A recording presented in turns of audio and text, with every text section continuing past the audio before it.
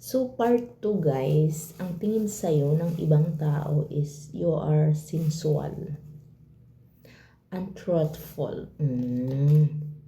Anong tingin sa'yo ng ibang tao? Ang tingin sa'yo ng ibang tao ay marunong ka makinig kapag kinakailangan.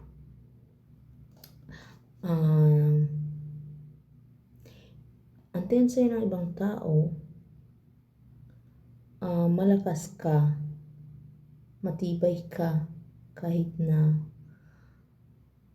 nagsasuffer ka. Sinasarili mo lang yung inyong kapayapaan.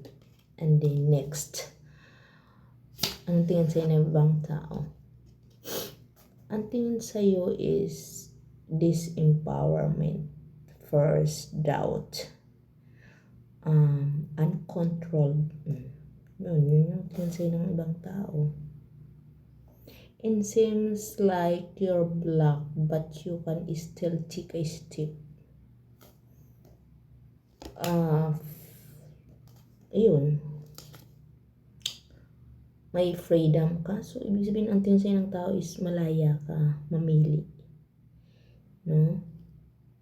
Meron kang limitation, boundaries sa ibang tao kapag alam mong nasasaktan ka na. Relate.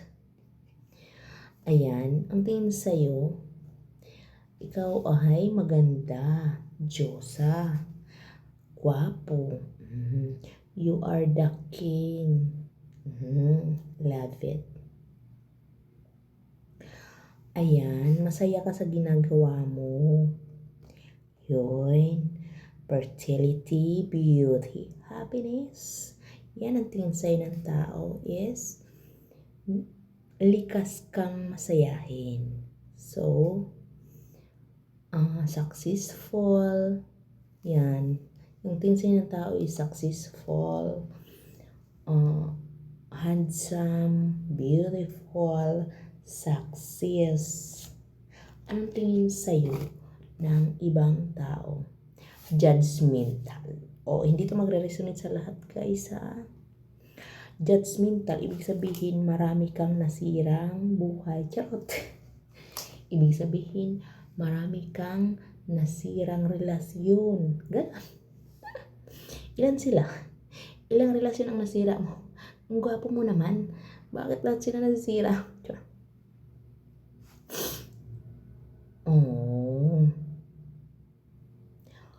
May kahinaan.